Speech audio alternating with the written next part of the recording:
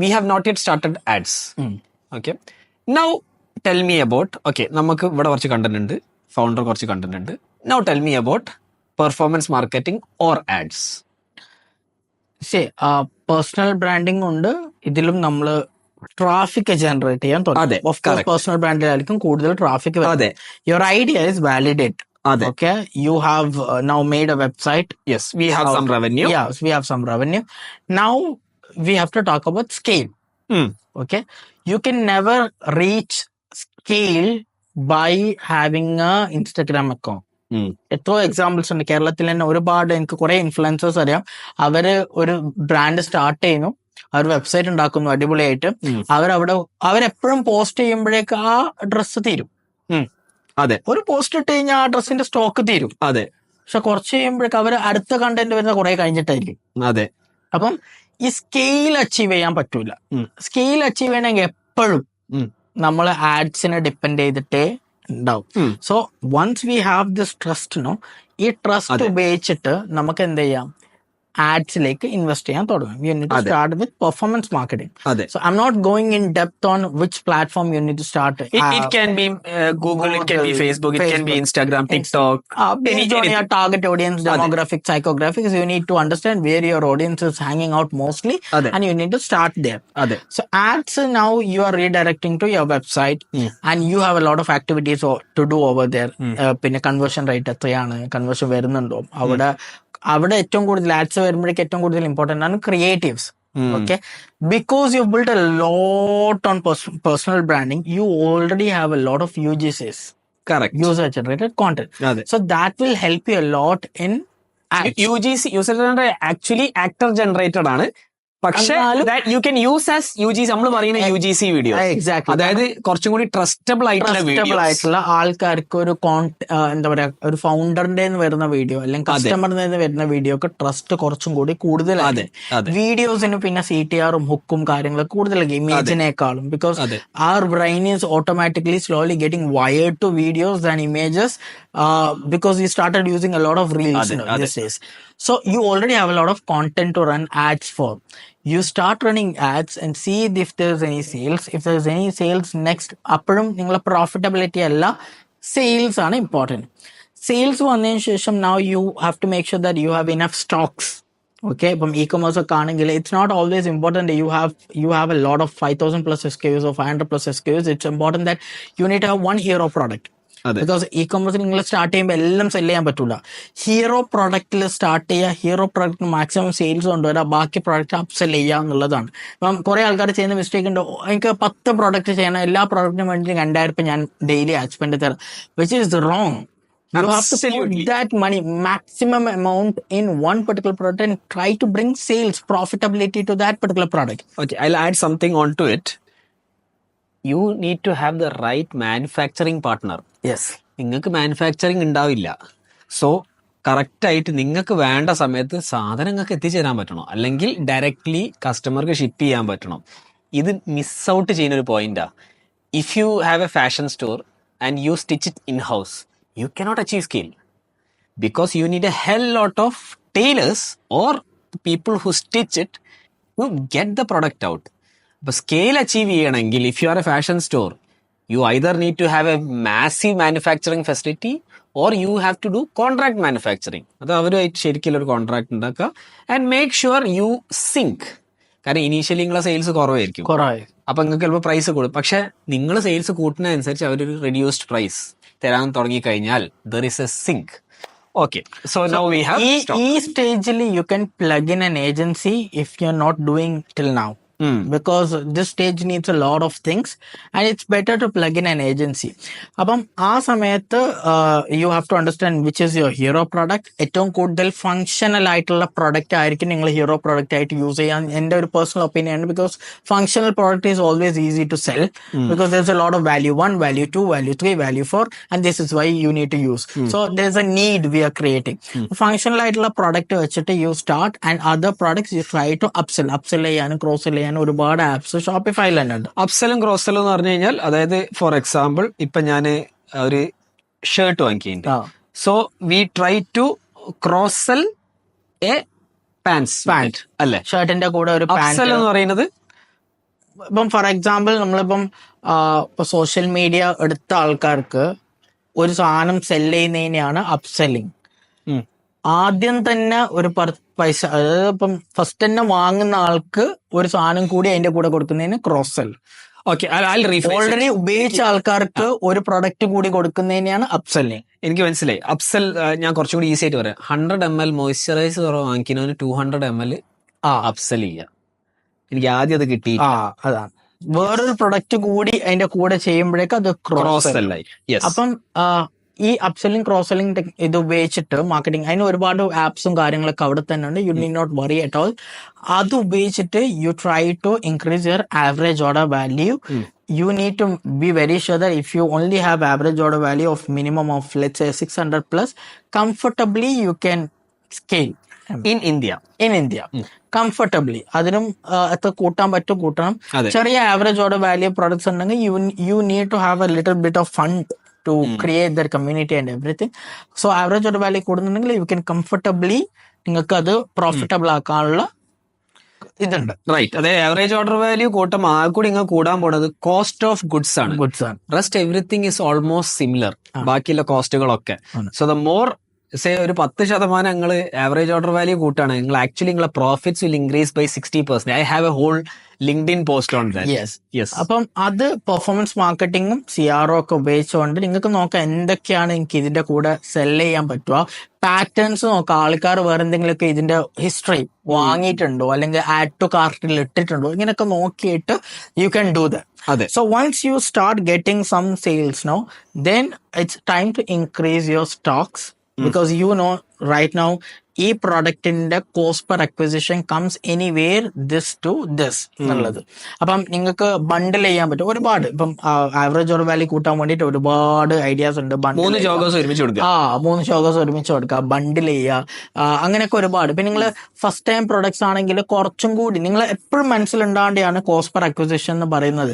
Cost per acquisition എങ്ങനെ പോയി കഴിഞ്ഞാൽ ഇന്ത്യയിൽ ഒരു 200+ എങ്ങനെ.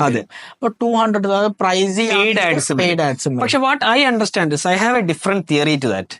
ഫൗണ്ടർ ബ്രാൻഡിങ് ചെയ്തിട്ടാണ് നിങ്ങൾ ചെയ്യുന്ന പോലെ CPA will come down. Exactly. അപ്പം ഇവിടൊക്കെയാണ് നമ്മൾ പേഴ്സണൽ ബ്രാൻഡിങ് ഏറ്റവും നിങ്ങളുടെ ബിസിനസിനെ ഹെൽപ്പ് ചെയ്യാൻ പോകുന്നത്.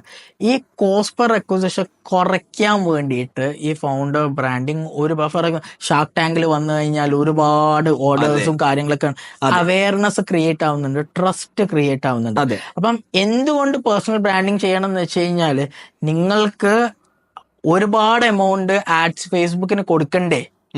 You do personal branding. Simple ആയിട്ട് പറഞ്ഞു കഴിഞ്ഞാൽ I'll just add to it, okay? പിന്നെ Adil Qadri he was already a personal brand.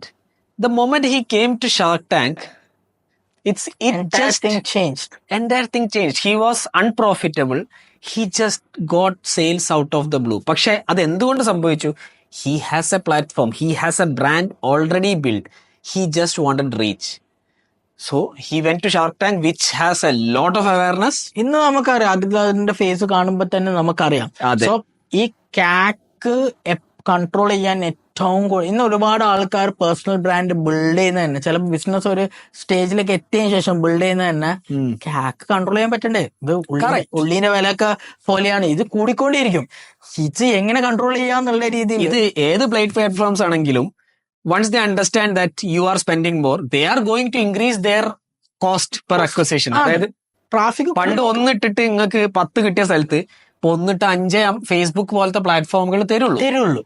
അപ്പം അവിടെ നമുക്ക് ഏറ്റവും കൂടുതൽ ഹെൽപ്പ് ആവുന്ന ഒരു 10 പ്രോഡക്റ്റ് ആഡ്സിലൂടെ വരുമ്പോൾ ഒരു 2 പ്രോഡക്റ്റ് നമ്മൾ പേഴ്സണൽ ബ്രാൻഡിലൂടെ പോകുന്നെങ്കിൽ ഹോൾ ഫണ്ട് ഇടുന്നതും വരുന്നതും അവിടെ ബാലൻസ് ചെയ്യാൻ പറ്റും. ബിക്കോസ് നിങ്ങൾക്ക് ഇൻവെസ്റ്റേഴ്സിനോടോ ഫണ്ട് ഇവരൊക്കെ കാണുന്ന ഇവര് എത്ര പൈസ അതിൽ ഇടുന്നു എന്നുള്ളതല്ല, ഞാൻ എത്ര ഇടുന്നു എത്ര വരുന്നുണ്ട് എന്നുള്ളതാണ്.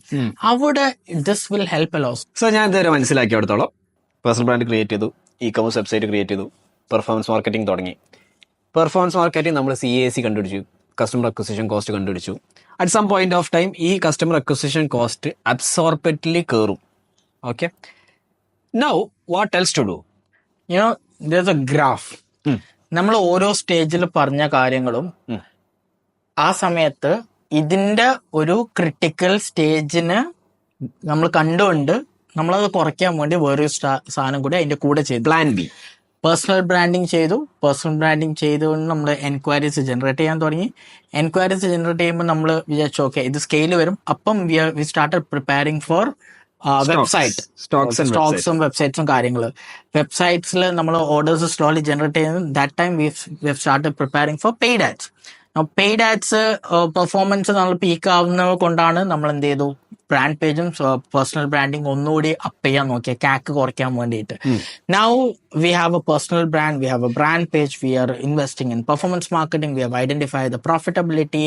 പക്ഷെ പെർഫോമൻസ് മാർക്കറ്റിംഗിന്റെ കോസ്റ്റ് അത് അങ്ങനെ തന്നെ ഉണ്ട്, ഇൻക്രീസ് ആയിക്കൊണ്ട് പോവാണ്. അതെ.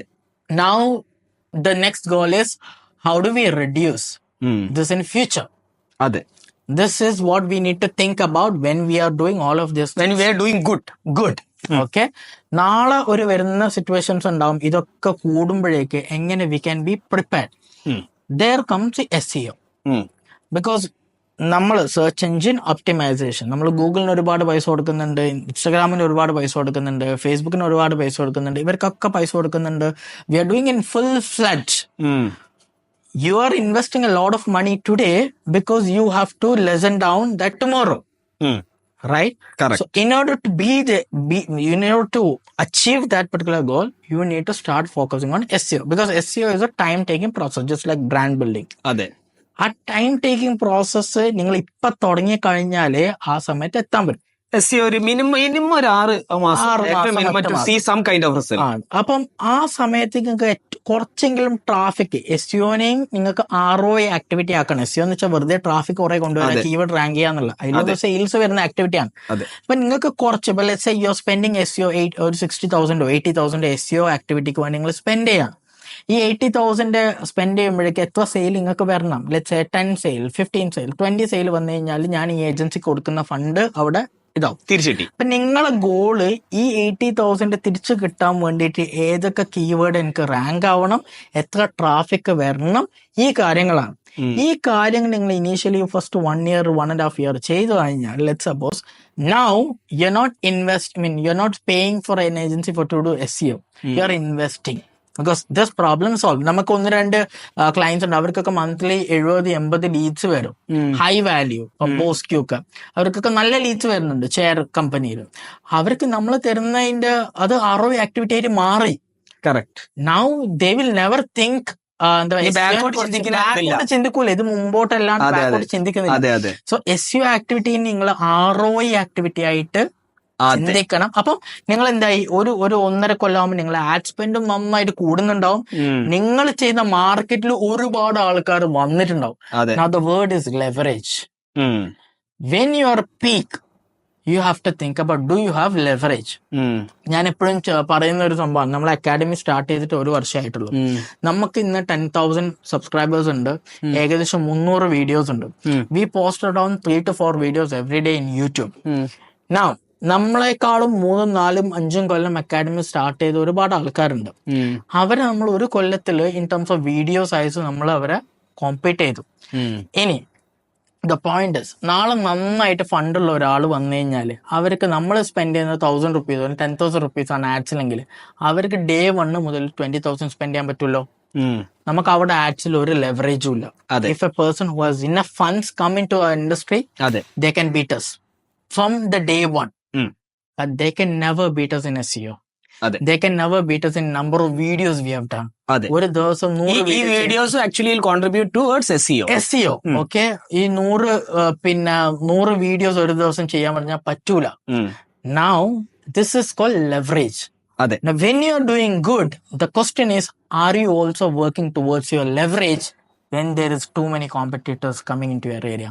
ഈ ലെവറേജ് പറഞ്ഞ വേർഡ് ഞാൻ കേട്ടത് സൂട്ട്സ് പറഞ്ഞൊരു സീരീസ് ഉണ്ട് നെറ്റ്ഫ്ലിക്സിൽ, വണ്ടർഫുൾ സീരീസ്. അതായത് എന്താണ് ലെവറേജ്? അതായത് when you have much more say over others.